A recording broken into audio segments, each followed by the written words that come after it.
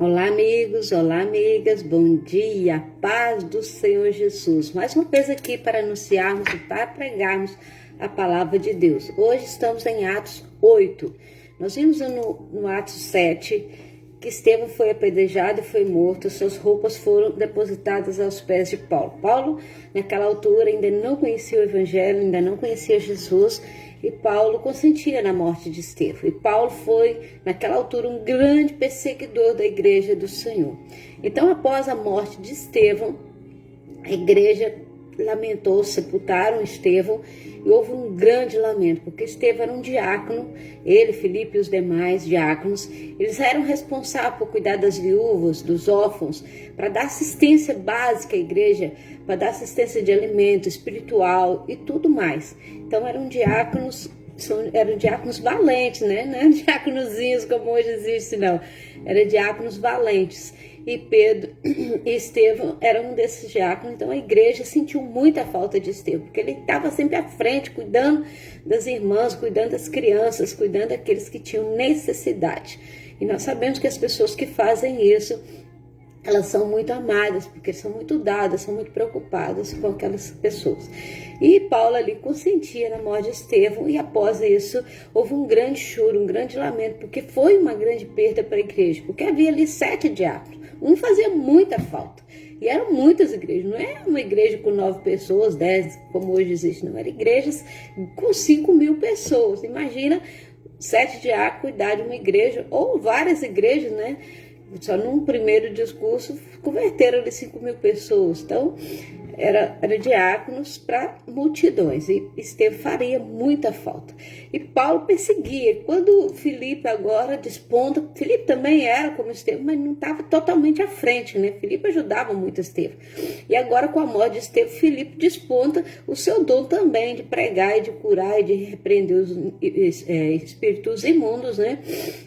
E Paulo invadia as casas, invadia as igrejas, invadia as congregações, arrastando e matando e prendendo os irmãos. Então, Filipe ali desponta, começa a pregar o evangelho, começa a desafiar ali as autoridades também, anunciando a Jesus, anunciando a palavra de Deus. Então, quando a multidão ouviu Filipe e viu os sinais milagrosos que ele realizava, deu unânime atenção no que ele dizia, porque ele falava com autoridade. O Senhor deu sobre ele uma autoridade, talvez ele já tivesse, mas agora com a morte de Estevão, aquela autoridade foi porção dobrada do Espírito Santo de Deus sobre a vida de Filipe. E Filipe ali com um grande poder, com grande autoridade, pregava e anunciava e repreendia os espíritos imundos, né? E nós sabemos que ali Paulo não gostou nada disso, aquele povo ali não gostou nada disso. E quanto mais aquele que eu digo, árvore que dá bom fruto é que leva pedrada, e quanto mais fruto você dá, mais pedrada você leva. E você não pode desistir, você pode desistir de tudo, mas não desista do reino de Deus. Eu falei, eu posso desistir de tudo, eu não desisto do reino de Deus. Então, só uma pessoa que te pode desviar do caminho, só você mesmo. Eu não quero seguir o caminho, pronto, ok. Mas ninguém mais pode te desviar do caminho, a não ser você mesmo. Então, não desista do reino de Deus. Você pode desistir até da sua família, até dos seus filhos, do seu marido, mas não desista do reino de Deus. Se você não desistir do reino de Deus, todas as coisas contribuirão para você ter uma vida melhor. E na parte 9 do versículo do capítulo, no versículo 9 do capítulo 8, aqui fala sobre Simão, o feiticeiro. Então, um homem chamado Simão, ele vinha praticando feitiçarias durante algum tempo naquela região, e todo o povo, do mais simples ao mais rico, dava atenção, pagava para Simão, para fazer as suas adivinhações, né? Este homem é poder divino, conhecido com grande poder.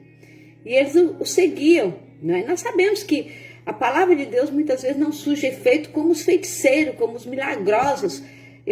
Se eu quisesse ganhar dinheiro aqui no Porto Santo, eu já tinha ganhado dinheiro. Porque há muita coisa que, se nós usurparmos a palavra de Deus, usurparmos o nosso caráter, nós podemos fazer. E Simão era um deles. Era um bruxo, era um feiticeiro.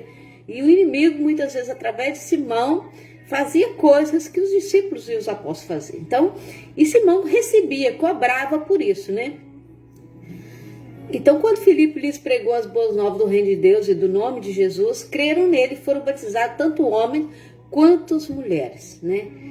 mesmo aquele povo que seguia Simão, Filipe ali chegou com autoridade: olha, esse homem é um enganador, vocês precisam aceitar Jesus, vocês precisam ter vida nova, vocês precisam ser chamados para o reino de Deus. Então o próprio Simão creu, o próprio Simão foi batizado, ele deixou aquilo tudo, foi batizado e seguia. O próprio Simão seguia Filipe por toda a parte, observando maravilhado os grandes sinais e milagres que Filipe fazia. Olha como Deus transforma a vida, né? Às vezes quando um feiticeiro, um macumbeiro, alguém desse tipo se converte, não, ali já existia isso. O Senhor, o poder de Deus era unânime, era poder grandioso. E às vezes a gente fica assim, uma dorzinha de cabeça, que isso é coisa... Deus é habilidoso nessas coisas, fazer milagres, restituir vida, restituir salvação. E os apóstolos em Jerusalém, ouvindo que Samaria havia aceitado a palavra de Deus, enviaram para lá Pedro e João, porque Filipe tinha autoridade, né? Então ele começou ali a pregar em Samaria. Sabemos que Samaria não aceitava o povo judeu, e Filipe com autoridade chegou ali, anunciou a palavra, e agora Pedro e João vai visitar Samaria, porque ele precisava doutrinar, né? Eles iam abrindo caminhos para outros, e doutrinando, para os outros, e ensinando, né? E quando eles chegaram ali, eles oraram para aquelas pessoas que haviam recebido o Espírito Santo. Era muito importante que as pessoas recebessem o Espírito Santo. Era muito importante que as pessoas fossem batizadas pelo Espírito Santo. Porque com o Espírito Santo a nossa mente é cauterizada. Nós deixamos de acreditar nas idolatrias, nos pecados, e passamos a acreditar em Deus, naquilo que Deus pode fazer. E isso tem muita força em nós. Isso tem muita força na minha vida. E isso tem muita força na sua vida, né? Então, vendo Simão que o Espírito era dado com a imposição das mãos dos apóstolos, ofereceu-lhes dinheiro. Olha, Simão só havia aceitado Jesus, né? Simão ali oferece dinheiro a Pedro e João e disse: dê-me também desse poder, para que a pessoa sobre quem eu puser as mãos receba o Espírito Santo. Ele não entendeu nada, ele começou a seguir Filipe, mas agora que a gente viu que ele não entendeu nada. Há muito Simão na nossa igreja, né? Simão que converte, aliás, Simão que aceita Jesus, ou Simão que estão ali na igreja, vai visitar e vai ficando, e a gente até esquece que ele não aceitou Jesus, né, como aconteceu, que Simão começou a seguir Filipe, vendo o que Filipe fazia. Na realidade, ele estava copiando. E nós vemos que muitas pessoas na igreja vão copiando aquilo que a gente vai fazendo, depois quer fazer as obras que Deus faz e não que nós fazemos. Porque as obras que acontecem são o Senhor quem faz. Deus é quem faz, não somos nós. O poder de Deus não está em mim, não está em você. O poder de Deus está em Deus, usando-nos como vaso nas mãos do oleiro. Então, quando Pedro e João começam ali a orar com imposição de mãos, o Espírito Santo desce, as pessoas são batizadas, o Senhor cura, o Senhor liberta, o Senhor fala. Simão ficou maravilhado, porque era a profissão dele na época. Então ele: olha, eu quero comprar. Eu quero comprar o dom de Deus, eu quero comprar esse dom sobre mim, né? E Pedro respondeu: pereça com você o seu dinheiro. Você pensa que pode comprar o dom de Deus com dinheiro? Você não tem parte nesse direito algum neste ministério, porque o seu coração não é reto diante de Deus. E há muitos pastores, há muitos missionários, há muitos padres, há muito tudo nas religiões. Por isso que eu falo, eu detesto religião, eu odeio religião. Nós temos uma igreja que precisamos congregar, mas eu não posso defender o título da minha religião. Eu tenho que defender a eternidade. E a religião que usurpa os membros por causa de dinheiro, ela não é digna. Você não pode comprar o dom de Deus. Nós vemos hoje no mundo gospel pessoas cobrando 80, 100 mil reais, 30, 40 mil euros para atuar numa igreja. Ok, a profissão, ok, tudo bem, eu acho que canta e tal, amém. A palavra diz que todo trabalhador é digno do seu salário. Mas 80, 100 mil reais é quase uma casa. Eu vou receber uma casa para cantar. Gente, irmãos, vamos acordar para a vida. E quando você chegar no reino de Deus, Jesus falar assim: agora você vai pagar para entrar aqui. E aí? Como é que você vai arrumar dinheiro eterno? Irmãos, acordem. Eu, graças a Deus, eu tenho a honra de dizer isso e quero até o fim dos meus dias continuar dizendo isso. Eu sou missionária há pouco tempo, mas estou à frente da igreja há mais de 5 anos. E quero continuar anunciando a palavra de Deus. Eu nunca tirei €1, 1 centavo da igreja para o meu proveito próprio. Nunca. E não quero tirar. Porque o Senhor disse que o servo seu não mendigará o pão. E eu nunca vou mendigar o pão. Em nome de Jesus. Cai por terra agora qualquer maldição sobre a minha vida, porque eu não vou mendigar o pão. E o reino de Deus não pode ser comprado. A palavra de Deus não pode ser comprada. A palavra diz que todo trabalhador é digno do seu salário. Eu até aceito, antes eu não aceitava, mas hoje eu até aceito que alguns pastores, missionários, recebam para estar tomando conta de igreja, porque há igrejas grandes, precisa de dedicação, mas que esse pastor trabalhe no reino de Deus. Porque eu vejo muitos pastores recebendo, mas fico o dia inteiro deitado no sofá, acessando o Facebook, achando que a palavra de Deus é anunciada só pelo Facebook e que tem uma igreja para cuidar e não cuida. Nós podemos usar as redes sociais, sim, anunciar a palavra do Senhor, sim, mas nós temos que cuidar da igreja. Nós temos que cuidar dos irmãos, nós temos que dar assistência aos irmãos. E isso não pode ocupar financeiramente a nossa vida. Eu sou adepto que todo pastor missionário deve trabalhar. E aquilo que faltar, a igreja suprir. Isso sim. Mas que ele não esbanje. Ou você foi chamado para o reino de Deus, ou você não foi chamado. Simão aqui começou ali, fez quando que aceitou Jesus, começou a seguir Filipe. Quando vê João e Pedro operando, o Espírito Santo operando, eu quero comprar.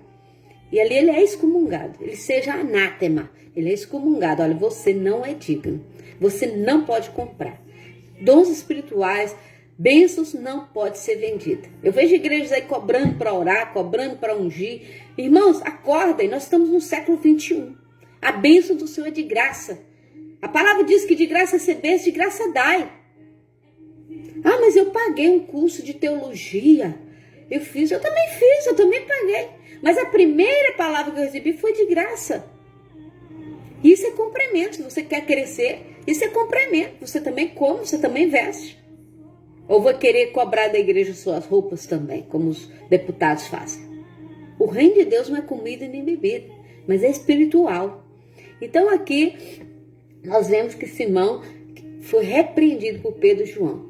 Agora Filipe e o etíope. Essa é uma passagem muito interessante que vem se destacar no capítulo 8. Nós temos pouco tempo, mas eu vou tentar falar sobre isso rapidamente.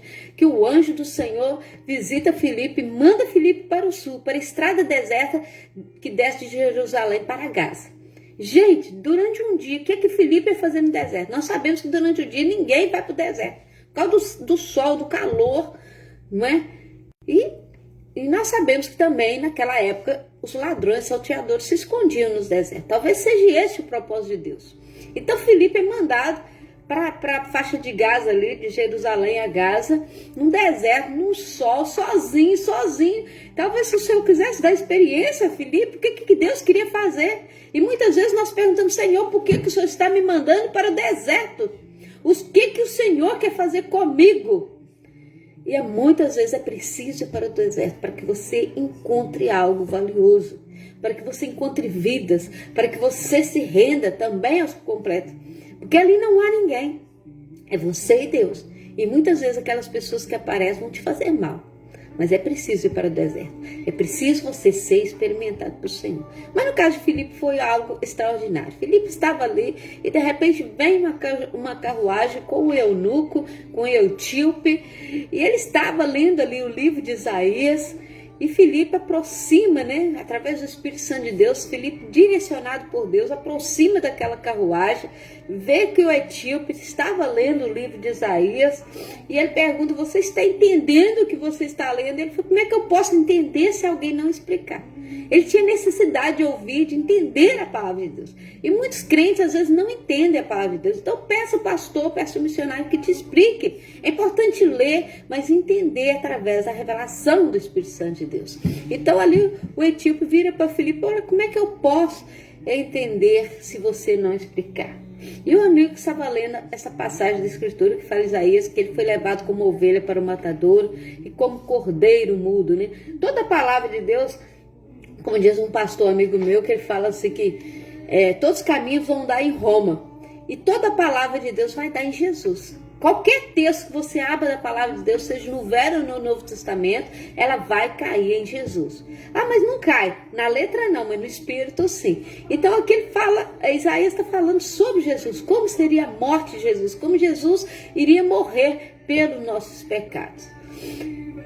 E aí o eunuco pergunta a Filipe, diga-me por favor de quem o profeta está falando. Quem é esse homem que vai morrer, que vai me salvar? Eu quero saber quem é. Por que o profeta fala desse homem?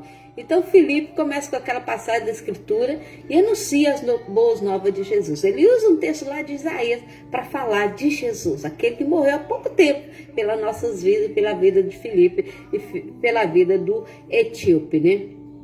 E prosseguindo pela estrada, eles chegaram a um lugar onde havia água. E o eunuco disse: aqui há água, que me impede de ser batizado? No deserto há água, é muito importante. No deserto há água, é muito importante. Então ele disse: o que é que me impede de ser batizado? E disse Filipe: você pode se crer de todo o seu coração. E o eunuco respondeu: eu creio que Jesus Cristo é o Filho de Deus. E assim deu ordem para parar a carruagem e ser batizado. E quando saíram das águas, o Espírito do Senhor arrebatou Filipe repentinamente. O eunuco não viu mais. Filipe foi transportado para outro lugar. E Filipe aparece em Azoto, indo para Cesareia, pregava o evangelho em todas as cidades pelo qual pisava. Então isso é uma passagem maravilhosa do eunuco, do etíope. Ele era eunuco. Por que eu dei o título sem acepção de pessoas? Porque o eunuco era uma pessoa castrada. E a palavra de Deus, ela atinge todo mundo. Ela atinge os homossexuais, ela atinge os drogados, os bêbados, os viciados, os estupradores. A palavra de Deus atinge a mim e a você. Eu não sou melhor do que ninguém. Eu estou apenas trabalhando para o reino de Deus. Eu estou apenas aprendendo a ir para a eternidade. Você também pode aprender a ir para a eternidade. Deus tem um chamado para a sua vida. Deus tem uma bênção para você. Aposta essa bênção. Agarra dessa bênção. Deixa Deus manifestar poder. Deixa Deus manifestar poder, mesmo que você tenha sido levado para o deserto, mesmo que hoje a sua vida tenha sido no deserto, há sempre água para ser batizado. Ou seja, o Espírito Santo está sempre com você. Não esqueça, você é a impressão digital de Deus. Deus tem o melhor para a sua vida. Amém? Vamos orar? Deus Pai, Deus Filho, Deus Espírito Santo, fala conosco. Senhor, mesmo que nós estejamos no deserto, passando por lutas, dificuldades, nós cremos, ó Deus, que a Tua palavra é viva e eficaz e mais penetrante sobre o nosso coração, Senhor. Uma espada profunda que fala conosco, ó Pai. E mesmo estejamos nos desertos, o Senhor é poderoso para nos tirar de lá, para transformar vidas, para falar o coração daqueles que necessitam. Cura as enfermidades, Senhor. Consola os corações daqueles que estão tristes. Opera a bênção, opera a vitória. Abençoa, Senhor, todos os Teus filhos em nome de Jesus. Amém. Até amanhã, capítulo 9. Tchau. Adeus. Eu fiz direto, né? Eu fiz direto. Eu faço muita confusão. Mas agora mesmo.